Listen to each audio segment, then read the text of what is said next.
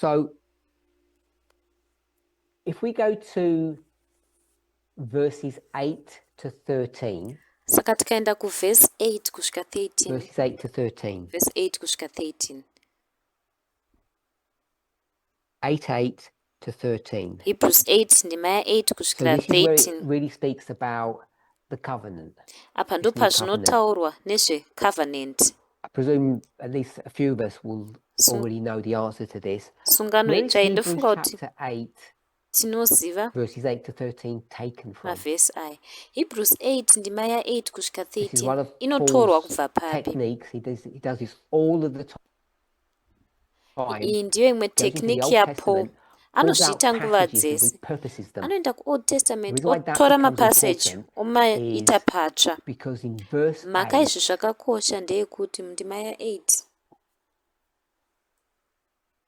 I was going to say what's the important or significant words here, but there's several of them depending on the point you want to make. Ndandichazoti chiri important izvi riri important popo nderipi asi akawanda. No, let's try and use a bit of Miller's logic because people here have been looking at Miller's rules. Ngatizame kushandisa logic yaMiller nekuti vanhu pano vanga vachitarisa marules aMiller. Mucontext yezvatataura so far, pfungwa iri key ipapo kana kuti mavara ari significant ari important muvhesi 8 atinofanira kutarisa ndeapi. Haizi sungano.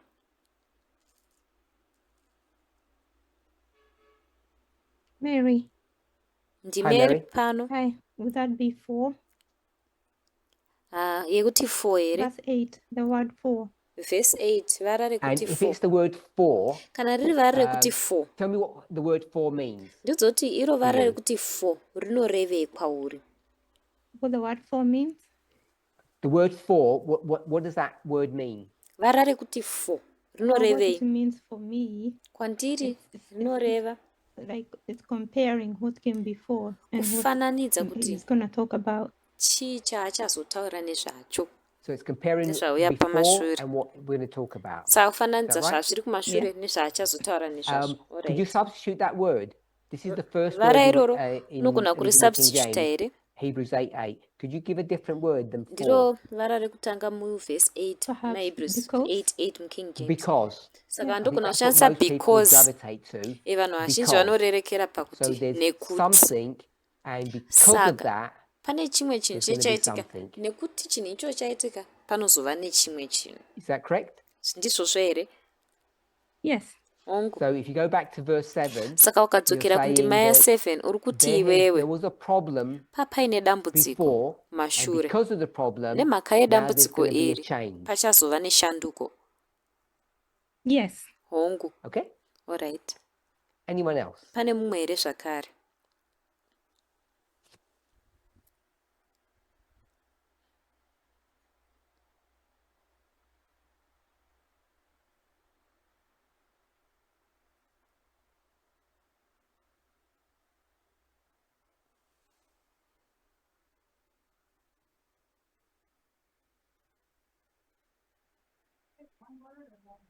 Give a couple of words. Unogona kutipa mavara akati wandei, handisi kuti one in particular. Fought with them.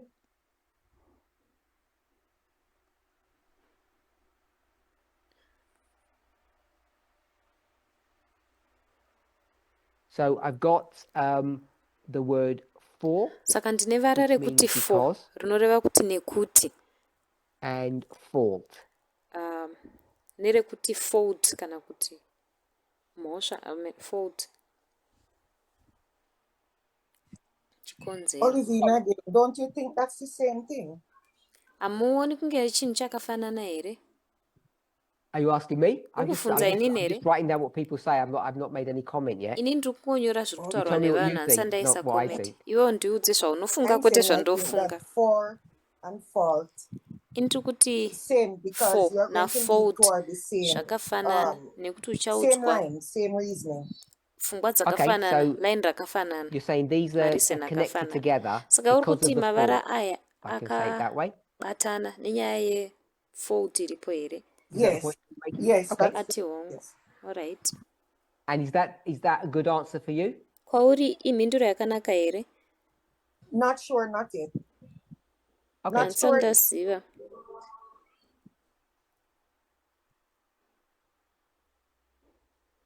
Have you finished? I wasn't sure if you finished your thoughts. Sorry. I was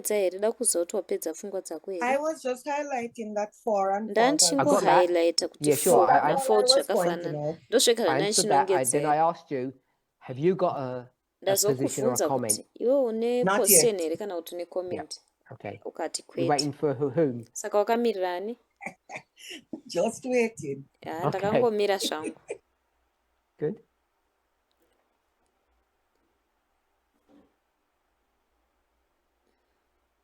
Go ahead, Alyssa. Enderera mberi Alisa. Days. Days. Mazuva.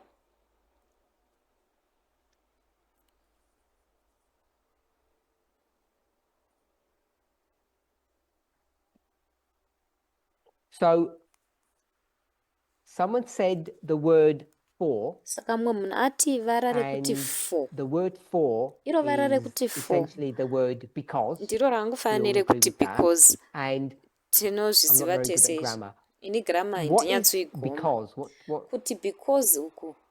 Who's good at grammar? Ndiani anogona grammar. What is that? Like nouns, verbs, and that kind of thing. Zvana manoun, maverbs zvakadaro. Anzi reason why. Conjunction. Conjunction. Conjunction. Vara rinobatanidza. That's what I was going to go for. And who said that? Ndiani adaro? Linda.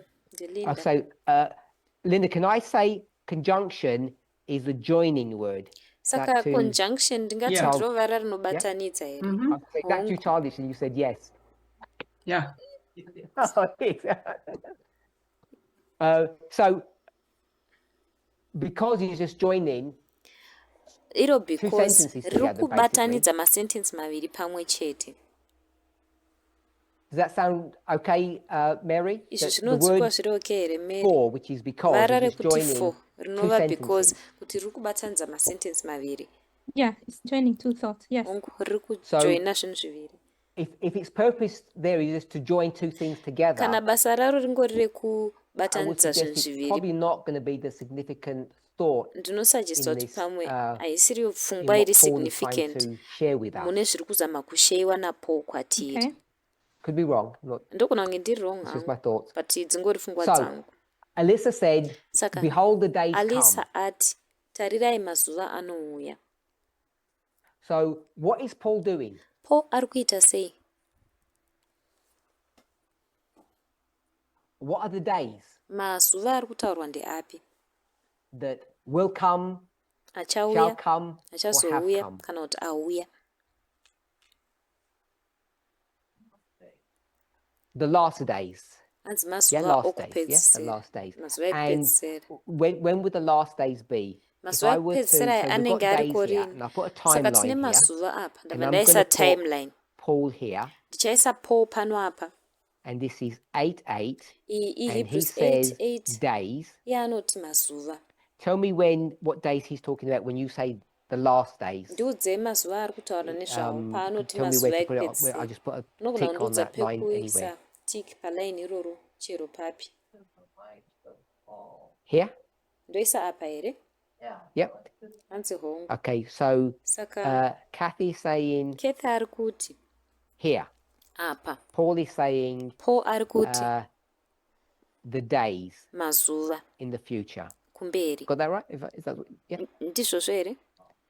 Okay, but I've understood you correctly. That's what I meant. Okay. Anyone else? The days. Mazuva. Claudia? Look like you've got an idea. Pamwe zvauri kufunga. He was taking a prophecy from the Old Testament in Jeremiah. A second.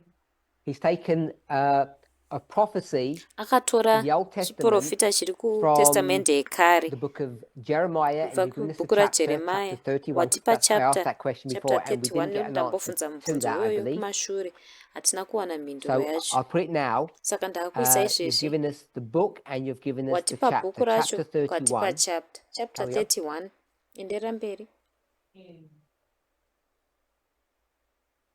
The prophecy was predicting that in chiprofita chairatidza kuti Paul anoti mazuva ekupedzesera Jesu auya. So Zvekuprofita mazuva ekupedzesera. Jeremiah Saka is Jeremiah speaking about something, ari kutaura nezvechimwe prophesying chinhu. Ari for which kuprofita day? For zuva Paul's ripi? day? Zuva raPaul here. Okay, so Jeremiah is prophesying,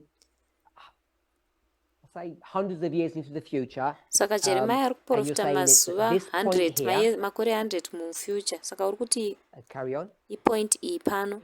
Enderera kumberi. Ari kuti iye izvezvi. Hatingaendi nemazwi chete asi nekutenda. So Nekuti pava now we neshanduko. can't go by, did you say Saka works? hanzi iwo We wati can't go by izvezvi works, we have to go hatichaiti by faith. nemabasa Because I'm taakuita going to just add one nefaith. word, the terms of the Nekuda covenant kwekuti are different. matems esungano And if I iyi use the idea asiyana. that George and Isabel had, it's not Tikashandisa just pfungwa ina obeying George some na rules, Isabel. it's Hakusi now kungoteerera from the heart. That's marules. what those Zvaakubva terms have changed. mumwoyo. Ndo matems acho ashanduka. Define more specific what covenant is this. So this is a very specific covenant. So Saka we've got a general term of tine vara covenant, riri which general is a contract or agreement, resungano and you're inova saying, contract actually, kana this is a very agreement. Iwo specific kuti issue that's being iyi dealt with inyaya here. iri We can't just use specific these iri generic kushanda terms for covenant, panapa. something specific, Haungogoni kungoshandisa kuti covenant and zviri you general. tell us Chinhu what you chiri think that specific. is. Iwe chindiudza kuti unofunga kuti chii ichocho. An inheritance is a Hanzi specific covenant. i-inheritance. Inheritance isungano iri specific yekuti unofana kuigamuchira kana kuti uchairamba. Haugoni kuve pakati nepakati. And he gave Baba vangu vakafa building vakandipa So building kana chimwe chinhu ndinogona kuchiramba kana kuti kuchigamuchira. Asi ndizvo zvazvingori, hapana shanduko. this covenant, you're saying, is Saka an iwo uri inheritance kuti covenant, sungano iyi isungano you're yeinheritance. offered something, Unoofewa and you chimwe can't chinhu.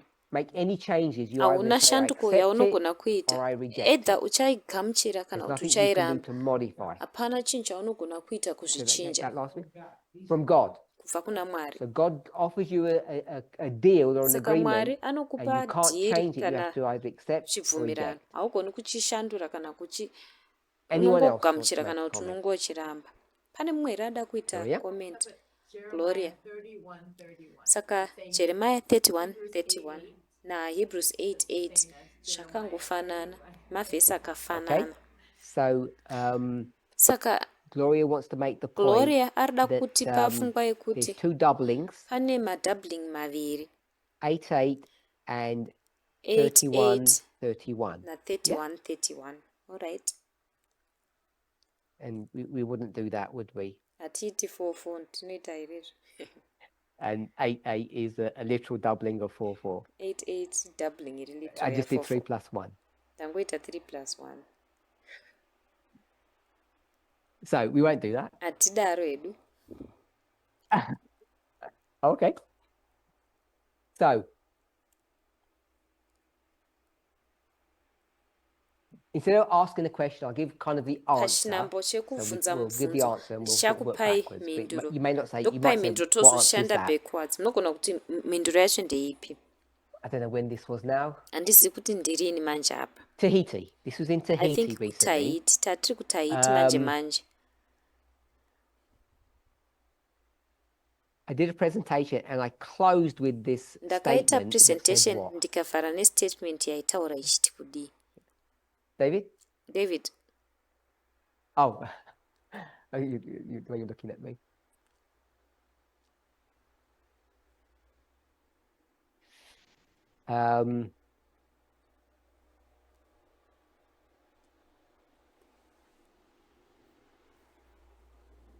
The administration is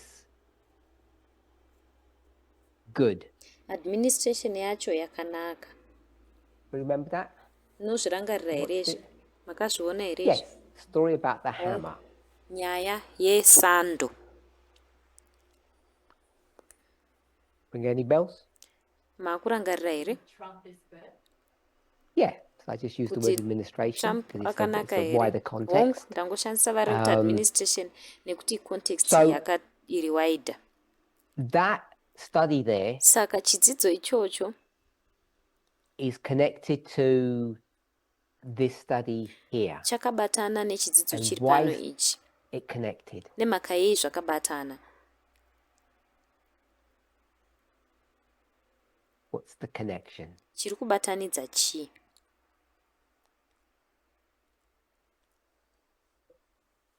So, Saka someone's got to tell me when we run out of time. 'cause mumwe munhu anogona kundiudza we've kana already nguva yapera. passed Same time. entity, same time, Got it. prophecy.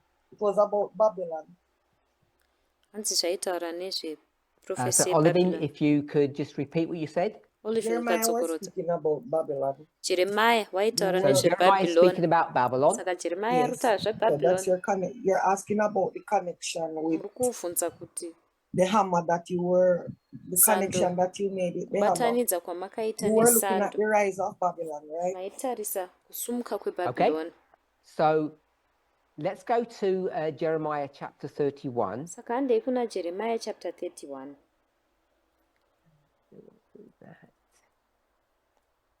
Jeremiah chapter 31. Jeremia chapter 31.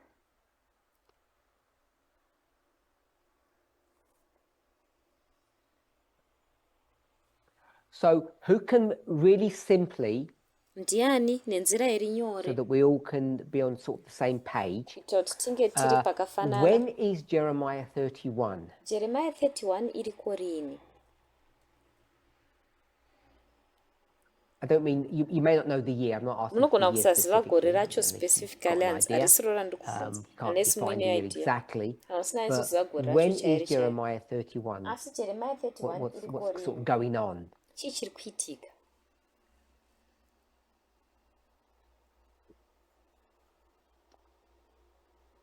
Olivine's given us a clue. She's spoken about Babylon. Olivine For sure. atipa clue ataura nezvebhabhironi.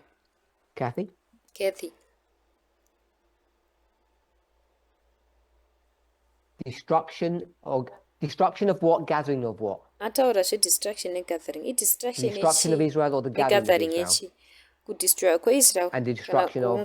kugadhawa kweIsrael. Okay, so are those the same thought or two separate thoughts? Or are they Saka the zvinhu same thing? zvakafanana here kana kuti zvinhu zvakasiyana. Okay, so you don't know if you're talking about the destruction of Babylon or the gathering of God's people. Saka hausi kuziva kuti Okay. kutaura kuparadzwa kwebhabhironi here kana kuti kuunganidzwa kwevanhu vaMwari. Say that again.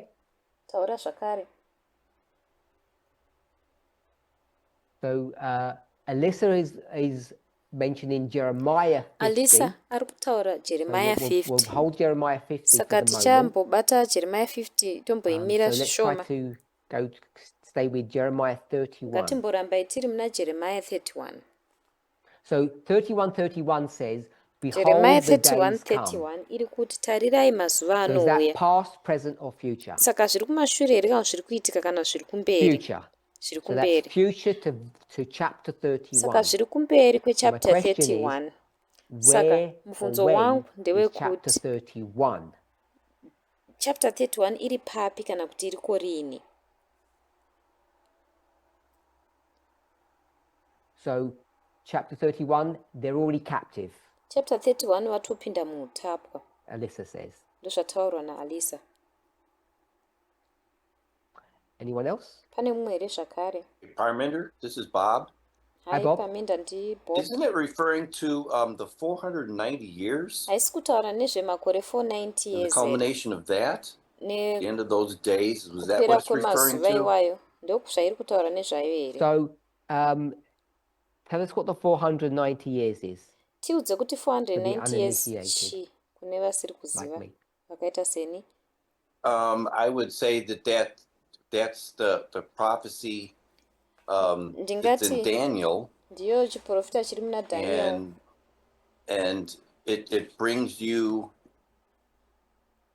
Chinokuunza. It goes from 457 BC, Kubva pa I think is where 457 it starts BC. off. Ndofunga ndo painotangira. I'm doing this off the top of my head, and Ndikungochaya I think it takes kuzvirangarira you to pamupfungwa. AD 34. Yokusvitsa AD 34. And you're saying these are the days. Saka uri kuti ndo mazuva acho here aya. Is that right? If I understand correctly? I think that's what I'm understanding, but I might not be correct. But that's what I have in my mind. Okay. So I'm going to suggest that's similar to, if not the same, to what Claudio was suggesting. I'm not saying it's identical, but he spoke about the prediction in Jeremiah. He mentioned 31 that spoke about this present time here. And you said AD 34, and here he said it's the days where I've got this arrow here that points to Paul's day. So it's very similar to what Claudio said. Anyone else? Pane mumwe here?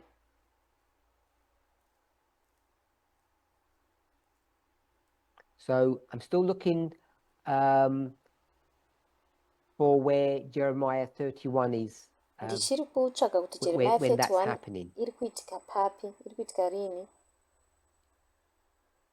Okay, so let's do it this way if we're not sure. Ngatizviitei nenzira iyi kana tisina shuwa. So this block is captivity. Saka iri pandapenda apa captivity.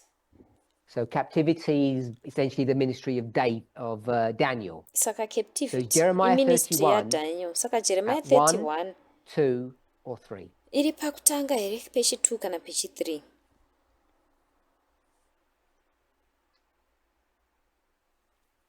Multiple choice. 1, 2, or 3. Multiple choice. Iri papi. Iri pa 1, pa 2 kana pa 3. Before the captivity, during the captivity, captivity sati yaitwa.